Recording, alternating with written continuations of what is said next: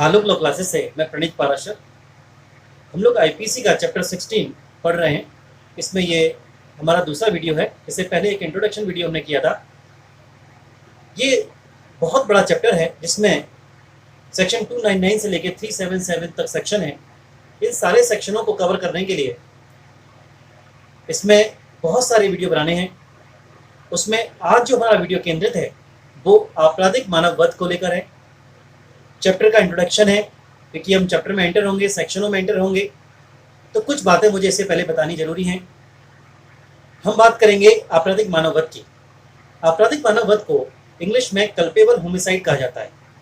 मैं इस पूरे वर्ड का आपको मीनिंग बताता हूँ। होमिसाइड को पहले डिफाइन करते हैं। होमिसाइड लैटिन लैंग्वेज के होमो और सीडो दो वर्ड से मिलकर बना है। होमो का मतलब मैन से है अर्थात मानव से है। सीडो का मतलब कट अर्थात काटना या वध करना है। इस तरह से मानव वध को होमिसाइड कहा जाता है। मानव वध अगर आप देखोगे तो पूरी आईपीसी के अंदर, इस दंड विधि के अंदर कई जगह पर मानव वध आपको दिखाई देगा। सामान्य अपवादों में आप मानव वध को देखोगे, आप इस चैप्टर में मानव वध को देखोगे। उपेक्षापूर्ण तरीके से मृत्यु कारित करना मानव वध होगा। उपपति गुरुपति इस चैप्टर में पढ़ेंगे हम, उसमें भी मानव वध होते हैं। तो मानव वध जितने प्रकार के होते हैं उन सबको होमिसाइड कहा जाएगा। पहले तो आप ये समझ गए। अब आप समझिए कि मानव वध कितने प्रकार का होता है। तो मानव वध दो प्रकार का होता है, विधिपूर्ण मानव वध और अविधिपूर्ण मानव वध।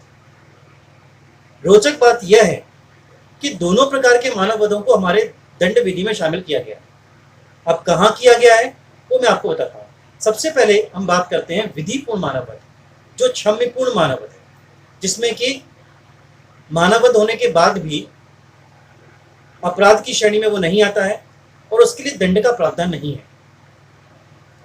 ऐसे मानव वध कहाँ दिए हैं? तो भारतीय दंड संहिता के अध्याय 4 में सेक्शन 76 से लेकर 106 तक, और इसी प्रकार के जहां जहां अपवाद हैं, 300 में भी अपवाद दिए गए हैं, उसके अंतर्गत भी क्षम्यपूर्ण मानव वधों को रखा गया है।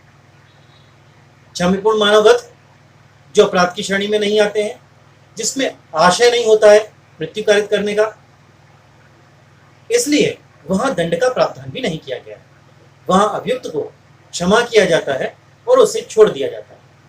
अब इस चैप्टर में आते हैं। इस चैप्टर में आपको आपराधिक मानव वध के बारे में बताया गया है। तो सबसे पहले सेक्शन आता है 299। 299 सेक्शन आपराधिक मानव वध की डेफिनेशन बताता है। जरा ध्यान से समझना इस बात को। आपराधिक मानव वध की डेफिनेशन बताता है, इसलिए इस डेफिनेशन के अंतर्गत दंड का प्रावधान नहीं किया गया। तो फिर इसका दंड कहाँ दिया गया है उसको समझने से पहले आप आंसर दोगे 304, बट मैं वहीं तक आपको लाना चाहता हूँ। आपराधिक मानव वध का जो दंड का प्रावधान है, हम अक्सर उसे 304 से कनेक्ट करते हैं, लेकिन आपराधिक मानव वध को समझोगे तो आपको समझ में आएगा कि आपराधिक मानव वध सिर्फ 299 में नहीं है। 301 आपराधिक मानव वध, हत्या आपराधिक मानव वध। हत्या कैसे आपराधिक मानव वध बने? तो समझिए, आपराधिक मानव वध का मतलब मानव वध किस प्रकार से आपराधिक तरीके से मानव वध होना। अब हत्या कैसे आपराधिक मानव वध बनी? हत्या आपराधिक मानव वध है, हत्या अपराध है, मानव वध भी है, इसलिए वो आपराधिक मानव वध है। एक बात। अब रिलेट कैसे करें? तो आपराधिक मानव वध एक बहुत बड़ा ग्रुप है, एक परिवार है बहुत सारे मानव वधों का, जिसमें कई प्रकार के मानव वध आते हैं। उसमें से ही एक प्रकार है हत्या। कुछ और प्रकार गिनाता हूं। दहेज मृत्यु 304B, 304A उपेक्षा से मृत्यु कारित करना, आत्महत्या का दुष्प्रेरण शिशु को या उन्मत्त व्यक्ति को, विकचित व्यक्ति को। 305 जब वो आत्महत्या कर ले, आपराधिक मानव वध।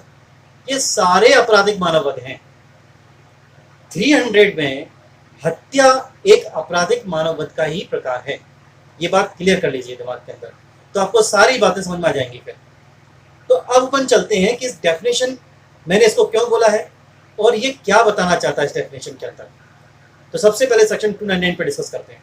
सेक्शन 299 के अंतर्गत उन्होंने लिखा है, जो कोई मृत्यु कारित करने के आशय से। इस डेफिनेशन के अंदर दो शब्दों पर बहुत ध्यान देना है, आशय और ज्ञान। तो जो कोई मृत्यु कारित करने के आशय से, आशय मैं आपको ध्यान दिलाता जाऊंगा, ऐसी शारीरिक क्षति कारित करने के आशय से जिससे मृत्यु कारित होना संभाव्य हो। आशय दूसरे प्रकार का, एक प्रकार क्या था, मृत्यु कारित करने का आशय, दूसरा प्रकार शारीरिक क्षति कारित करने का आशय जिससे मृत्यु कारित होना संभाव्य हो। तीसरा, यह ज्ञान रखते हुए कि संभाव्यतः वह उस कार्य से मृत्यु कारित कर दे, ज्ञान। आशय दो प्रकार के, मृत्यु कारित करने का आशय, शारीरिक क्षति कारित करने का आशय से मृत्यु कारित होना संभाव्य हो। ज्ञान कैसा, यह ज्ञान रखते हुए कि संभाव्य है कि उस कार्य से मृत्यु कारित कर दे। तो ऐसा कोई कार्य करके किसी व्यक्ति की मृत्यु कारित कर दी जाती है या किसी व्यक्ति की मृत्यु कारित कर दे, किसी मानव की मृत्यु कारित कर दे, उसे क्या बोलेंगे, आपराधिक मानववध कहा जाएगा। ये डेफिनेशन। अब मैं आपको इसके एग्जाम्पल और स्पष्टीकरणों को समझाने से पहले आपको इसके आवश्यक तत्व समझाता हूं, और आवश्यक तत्व समझाते ही मैं इसके स्पष्टीकरण भी क्लियर कर दूंगा। ठीक है, तो सुनिए, सबसे पहले आता है इसके आवश्यक तत्व में मानव की मृत्यु कारित हुई हो। आपराधिक मानववध में जरूरी है कि मानव की मृत्यु हुई हो, किसी जानवर की मृत्यु, जीव जंतु की मृत्यु उसमें शामिल नहीं की गई है। स्पष्ट लिखा है आपराधिक मानववध, तो हम क्या बोलेंगे, सबसे पहले आवश्यक तत्व क्या हुआ, मानव। तो जाने मानव कौन, क्या गर्भ में स्थित शिशु, गर्भस्थ शिशु जो पूरी तरह से मां के गर्भ में है अभी सर, क्या उसे मानव की श्रेणी में शामिल किया जाएगा, बिल्कुल नहीं। स्पष्टीकरण नंबर 3 इसी धारा का स्पष्टीकरण नंबर 3 कहता है कि गर्भस्थ शिशु मानव की श्रेणी में नहीं आएगा। तो फिर कौन आएगा, गर्भस्थ शिशु का कोई भी भाग अगर मां के गर्भ से बाहर आ गया है, फिर उसके ऊपर आपराधिक मानववध किया गया है। क्या किया गया है, मृत्यु कारित करने के आशय से, ऐसी शारीरिक क्षति कारित करने के आशय से कि मृत्यु कारित होना संभाव्य हो।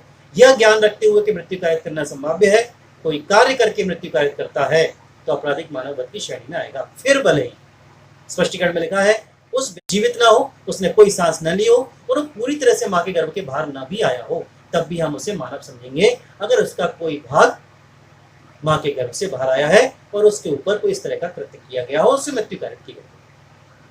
ठीक है, तो पूरी तरह से गर्भस्थ शिशु को मानव नहीं माना। अंग्रेजी विधि में जब तक मां के गर्भ से पूरी तरह से बाहर बच्चा नहीं आता है तब तक उसको मानव नहीं माना जाता। ये एडिशनल इंफॉर्मेशन है, हमारी आईपीसी में हमने बता दिया है कि मां के गर्भ से कोई भाग बाहर आ भी गया है, फिर भले ही वो जीवित हो, सांस ली हो ना ही ली हो, कोई फर्क नहीं पड़ता, उसे हमने मानव की श्रेणी में रखा। आ गई बात समझ में। तो पहला मैंने आवश्यक तत्व आपको बताया कि वो मानव की मृत्यु कारित की गई हो। दूसरी बात क्या बताई मैंने आपको, दूसरी बात मैंने आपको बताई कि मृत्यु किसी कृत्य द्वारा कारित की गई हो, कोई कार्य किया जाना आवश्यक है। ये दूसरा पॉइंट हुआ। मृत्यु अपने आप हो गई हो तो आपराधिक मानववध की श्रेणी में नहीं आएगी, उसमें कोई कार्य किया गया हो, उससे मृत्यु कारित हुई। तो दूसरा हो गया कार्य, एक हो गया मानव, दूसरा हो गया कार्य, तीसरा आता है आशय और ज्ञान। अब पहले मैं आपको आशय बताता हूँ, क्योंकि आशय दो प्रकार के बताए गए। मृत्यु कारित करने के आशय से कोई कार्य किया गया हो, यह ऐसी शारीरिक क्षति कारित करने की आशय से कोई कार्य किया गया हो जिससे मृत्यु कारित होना संभाव्य हो। क्षति, शारीरिक क्षति, यहीं पे एक्सप्लेनेशन आपका टू फर्स्ट एंड सेकंड। तो जो पहला स्पष्टीकरण है वो कहता है किसी विकार, रोग या अंग शैथिल्य से ग्रस्त व्यक्ति को शारीरिक क्षति कारित करके मृत्यु कारित करना आपराधिक मानववध की श्रेणी में आएगा। सामान्य व्यक्ति के लिए हो सकता है आपने जो कार्य किया है वो सामान्य व्यक्ति को, जो कि विकार, रोग, अंग शैथिल्य से ग्रस्त न हो, वो हो सकता है उस सामान्य व्यक्ति की मृत्यु कारित न होती, लेकिन आपने किसी ऐसे व्यक्ति को शारीरिक क्षति कारित की है जो विकार, रोग और अंग शैथिल्य से ग्रस्त है और उस पर शारीरिक क्षति कारित करने से उसकी मृत्यु कारित कर दी है, आपराधिक मानववध की श्रेणी में आएगा। दूसरा स्पष्टीकरण शारीरिक क्षति को लेकर, शारीरिक क्षति से मृत्यु कारित की गई हो तब यद्यपि उचित उपचार और कौशलपूर्ण तरीके से उसकी मृत्यु रोकी जा सकती हो।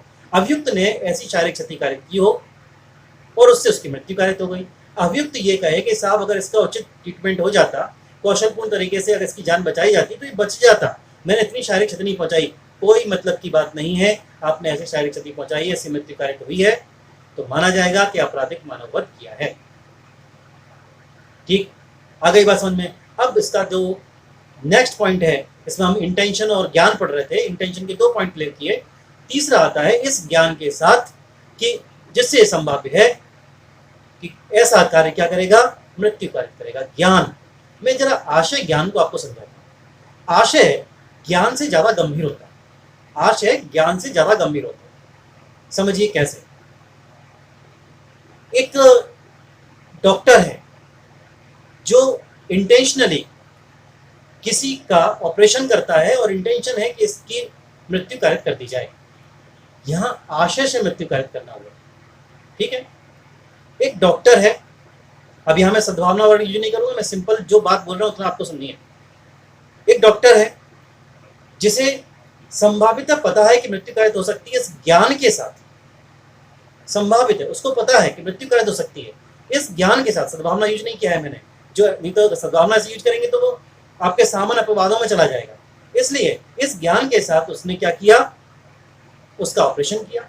मालूम है, जैसे मान लीजिए ब्रेन का ऑपरेशन कर रहा है और कोई डॉक्टर है, उसको मालूम है कि ब्रेन का ऑपरेशन में जिस तरह कर रहा हूं उसमें इसकी जानता है ऐसा, लेकिन संभावित पूरी तरह से नहीं कि मारने के लिए ऑपरेशन कर रहा हूं, ऐसा नहीं, ठीक है ना। तो इस ज्ञान के साथ कि संभावित उसकी मृत्यु कारित हो सकती है, संभाव्य है कि मृत्यु कारित हो जाए। अगर उसका ऑपरेशन करता है उसकी मृत्यु हो जाती है, तो यहाँ ज्ञान आए, ठीक है। इंटेंशन होता है कि इंटेंशन में थोड़ा ग्रेविटी ज्यादा होती है, गंभीरता ज्यादा होती है उसमें, इस बात की कि जिस जो कार्य कर रहे हैं उससे मृत्यु, उसी की मृत्यु कार्य करना है। लेकिन ज्ञान में ऐसे मान लीजिए कि इसने किसी आदमी ने एक बड़ा कोई समारोह चल रहा था और बड़े मजे शौक में आया, उसने ऊपर फायर कर दिया, मानो वो लोग खड़े हुए हैं, या इंटेंशन मारने का नहीं है, वो तो मस्ती में कर रहा है, ज्ञान है, लेकिन उसको ज्ञान है कि इससे कोई मर सकता है, संभावित। ये ज्ञान का एग्जाम्पल है। इंटेंशन का क्या, आशय पूर्ण, कहते हैं लोग मरे, कोई ना कोई तो मरेगा ही, ठीक है ना, ये आशय। तो आशय और ज्ञान को ऐसे हमें समझना होगा इसका, ओके। तो इस ज्ञान के साथ कार्य करने से, जिससे कि संभाव्य है कि कार्य से मृत्यु कार्य कर देगा, आपराधिक मानववध की श्रेणी में आएगा। अब हम इसके एग्जाम्पलों पे चलते हैं, फिर मैं आपको धारा से आगे ले जाऊंगा। इस धारा में जो एग्जाम्पल है, पहला एग्जाम्पल है, मैं अपने वे में समझाता हूँ, सारी चीजें उसमें आ जाएंगे, कंटेंट आ जाएंगे। ये एक गड्ढा खोदता है, उस गड्ढे को झाड़ी और घास से छुपा देता है, इस आशय से पाता है कि कोई भी व्यक्ति ये समझे कि भूमि सुदृढ़ है, उसके ऊपर से घास और लकड़ी के ऊपर से जाए, फाइनली वो उस गड्ढे में गिर जाए और गिर जाने से उसकी मृत्यु कारित हो जाए, या ऐसी शारीरिक क्षति कारित हो जाए जिससे कि मृत्यु कारित होना संभाव्य हो, ठीक है। तो वो आपराधिक मानववध का अपराध करता है, पहला एग्जाम्पल। दूसरा एग्जाम्पल, जानता है, ये जानता है कि झाड़ी के पीछे बी है, ये जानता है कि झाड़ी के पीछे बी है, वो जेड को कहता है जो नहीं जानता कि बी है झाड़ी के पीछे। समझ गया मेरी बात। ए ये जानता है कि झाड़ी के पीछे बी है, उसको मारने का इंटेंशन है उसका, लेकिन इस बात को जेड जो दूसरा पर्सन है वो नहीं जानता है, और क्या करता है, उस जेड को कहता है ए कि गोली चलाओ। वो नहीं जानता कि बी है उधर, और ये गोली चलाता है, उससे बी मारा जाता है। हो सकता है कि जेड यहाँ पर बच जाए क्योंकि उसका इंटेंशन नहीं था, लेकिन यहाँ पर जो ए है वो मृत्यु कारित करने के आशय से उसने कार्य किया है, इसलिए आपराधिक मानववध का दोषी होगा। तीसरा एग्जाम्पल बड़ा इंटरेस्टिंग है।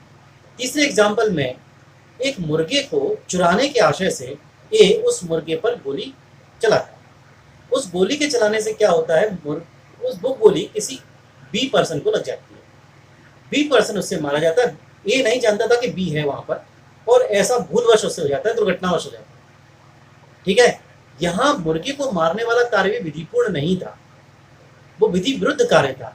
मान लीजिए उसके पास लाइसेंस जो था बंदूक का, वो लाइसेंस नहीं होगा, या प्रोहिबिटेड होगा कि ऐसे मुर्गियों को ना मारा जाए, विधि ने ऐसा प्रोहिबिटेड किया होगा, तो उस दशा में अगर उसने गोली चलाई है और बी उसमें मारा जाता है, तो आपराधिक मानववध का दोषी ए नहीं होगा, क्योंकि ए का इंटेंशन मारने का नहीं था, न उसको ज्ञान था कि संभावित है इससे बी की मृत्यु कारित होगी, भले ही ये कार्य विधि पूर्ण नहीं था, भले ही मुर्गे को मारने वाला कार्य भी विधिपूर्ण नहीं था, तब भी आपराधिक मानववध का दोषी नहीं होगा। ये 3 एग्जाम्पल हैं। अब हम चलते हैं सेक्शन 304 पर। 304 में आपराधिक मानववध के का पनिशमेंट दिया गया। मैं आपको पहले ही बता चुका हूं, 299 का पनिशमेंट नहीं है, आपराधिक मानववध का पनिशमेंट है, ठीक है। सुनिए सेक्शन क्या कहता है। सेक्शन के 2 पार्ट हैं। पहला पार्ट बताता है कि मृत्यु कारित करने के आशय से या ऐसी शारीरिक क्षति कारित करने के आशय से जिससे मृत्यु कारित होना संभाव्य है। इंटेंशन आगे दोनों। अगर इस इंटेंशन के साथ में जो पहला क्लॉज, 2 क्लॉज इंटेंशन माने मैंने आपको बहुत जल्दी समझ में आ जाएंगे आपको 304, क्योंकि मृत्यु कारित करने के आशय से या ऐसी शारीरिक क्षति कारित करने के आशय से इससे मृत्यु कारित होना संभाव्य है। तो क्योंकि मैंने बताया इंटेंशन बहुत गंभीर होता है, ज्ञान से ज्यादा गंभीर इंटेंशन है, इसलिए यहाँ पर जो दंड का प्रावधान है वो कितना है, आजीवन कारावास या किसी भी भांति का कारावास जो 10 वर्ष तक का हो सकेगा दंडित किया जाएगा। ठीक है, अब इसी सेक्शन के दूसरे पार्ट पे आते हैं, उसमें ज्ञान की बात आएगी। कार्य इस ज्ञान के साथ किया जाए कि उससे मृत्यु कारित होना संभाव्य है, किंतु मृत्यु या ऐसी शारीरिक क्षति जिससे मृत्यु कारित होनी संभाव्य हो किसी आशय के बिना की गई हो। बहुत ध्यान रखना है, इंटेंशन है तो ऊपर वाले क्लॉज में चला जाएगा, इंटेंशन नहीं है ज्ञान के साथ कर रहा लेकिन संभावित मालूम है कि मृत्यु कारित हो सकती है, उससे मृत्यु कारित होगी, ऐसा कार्य करता है तो किसी भांति का 10 वर्ष का कारावास या जुर्माना या दोनों से दंडित किया जाएगा। ठीक है, बहुत सिंपल है। मैंने आपको जिस तरह से आपराधिक आवश्यक तत्व समझाते हुए इस धारा को समझाया है उसी हिसाब से पनिशमेंट दिया गया है। अब मैं आज ही एक बात करता हूं इसमें सेक्शन 301 की, क्योंकि 301 क्या कहता है, जिस व्यक्ति की मृत्यु कारित करने का आशय था उससे भिन्न व्यक्ति की मृत्यु कारित करके आपराधिक मानववध, ये भी आपराधिक मानववध का एक प्रकार है। अब ये जो कंडीशन होगी कि जिस व्यक्ति की मृत्यु कारित करने का मेरा आशय था वो तो नहीं मरा, कोई भिन्न व्यक्ति की मृत्यु कारित हो गई, तो सजा, तो अपराध कौन सा हुआ, आपराधिक मानववध का अपराध हुआ। ये आपराधिक मानववध का एक प्रकार हो गया। करेक्ट, ध्यान ही रखना है। तो ऐसी कंडीशन आ कब सकती है, 2 तरह से आ सकती है, या तो भूलवश ऐसा किया गया हो। पहले मैं आपको थोड़ा समझाता हूँ फिर मैं सेक्शन में एंटर होऊंगा। भूलवश ऐसा हो सकता है। भूलवश कैसे हो सकता है, सुनिए। भूलवश ऐसे हो सकता है कि गोली चलाई गई और ये समझ चलाई गई, ए ने गोली चलाई ये समझते हुए कि बी खड़ा है, बट भूलवश क्या हुआ, बी नहीं था, बी का हमसल शक्ल कौन था, सी वहां खड़ा था, सी को गोली लग गई, वो मारा गया। ये भूलवश मृत्यु हुई, लेकिन आपने आपराधिक मानववध तो किया, 301 में दंडित किए जाओगे। ये भूलवश हुआ। अब जो दूसरी कैटेगरी है वो दुर्घटनावश या परिस्थिति से ऐसा हुआ, परिस्थितियों ने ऐसा कराया हो। कैसे होता है, कई बार 2 लोगों में झगड़ा हो रहा है, ये प्रहार किया ए ने बी पर, बिल्कुल मारने के आशय से, इंटेंशन उसी तरह से किया कि मैं इसको मार दूंगा, बट वो प्रहार बी को न लगते हुए पास खड़े या झगड़े के बीच में बीच बचाव करने के लिए आए हुए सी को लग गया और उससे सी की मृत्यु हो गई। ये आपराधिक मानववध हुआ। इसलिए सेक्शन का टाइटल क्या है, जिस व्यक्ति की मृत्यु कारित करने का आशय था उससे भिन्न व्यक्ति की मृत्यु कारित करके आपराधिक मानववध। ठीक है, सेक्शन में एंटर होते हैं, कुछ बचा ही नहीं है, सारी बातें क्लियर कर दी मैंने। और सुन लीजिए, यदि कोई व्यक्ति कोई ऐसी बात द्वारा, यहाँ बात शब्द का यूज किया, बात माने कार्य, कोई ऐसी बात द्वारा जिससे उसका आशय मृत्यु कारित करने का हो या जिससे वह जानता हो कि मृत्यु कारित होनी संभाव्य है, जिससे कि वह जानता हो कि किसी व्यक्ति की मृत्यु कारित होगी। ठीक है ना, जिसकी मृत्यु कारित करने का उसका आशय था उससे भिन्न व्यक्ति की मृत्यु कारित करता है, जिसके बारे में न तो मृत्यु कारित करने का उसका आशय था और न वो संभावित जानता था कि वह उसकी मृत्यु कारित करेगा। स्पष्ट लिखा हुआ है, वही बात लिखी है। जिसकी मृत्यु कारित करने का आप इंटेंशन रखते थे, आप जानते थे कि उससे मृत्यु कारित होगी, उसका न होते हुए एक ऐसे व्यक्ति की मृत्यु कारित होती है जिसके बारे में अभियुक्त का न तो इंटेंशन था न वो संभावित जानता था कि उसकी मृत्यु कारित करेगा। आपराधिक वध करे, आपराधिक मानव वध करे तो धारा 301 में वो दंडित किया जाएगा। तो अपराधी द्वारा किया गया आपराधिक मानव वध उस भांति का होगा। किस भांति का होगा, प्रकार तो बताना पड़ेगा ना, किस भांति का होगा, जैसे जिस भांति का हुआ होता यदि वह उस व्यक्ति की मृत्यु करता जिसके लिए उसका आशय था और संभावित जानता था जिसकी वह मृत्यु कारित होनी संभाव्य है। यहां नहीं इससे पूछा जाएगा, वो लाख बात कहता रहे, अपने बचाव में ये कहता रहे कि मैं इसकी मृत्यु कारित नहीं करना चाहता था, ये भूलवश हो गया मुझसे या फिर दुर्घटनावश हो गया, संयोगवश हो गया, कोई मतलब नहीं इस बात का, आपराधिक मानव वध की श्रेणी में आएगा, 301 में दंडित किया जाएगा। अब 301 का दंड कहाँ दिया है, तो 301 भी एक आपराधिक मानव वध का प्रकार है, तो उसका दंड कहाँ मिलेगा आपको, 304 में मिलेगा। आपराधिक मानव वध के लिए तो वही है। तो इस तरह से हमने आज जो एक ग्रुप रखा था उसमें 3 ऐसे सेक्शन रखे थे, इससे कि आप तीनों सेक्शनों को एक साथ कवर करो, एक तरह के मटेरियल आपको मिले। ये पहला वीडियो है, अभी मुझे इसी टॉपिक पे 1-2 वीडियो और बनाने पड़ेंगे, तब जाके इस पूरे कॉन्सेप्ट को हम क्लियर कर पाएंगे। ठीक है।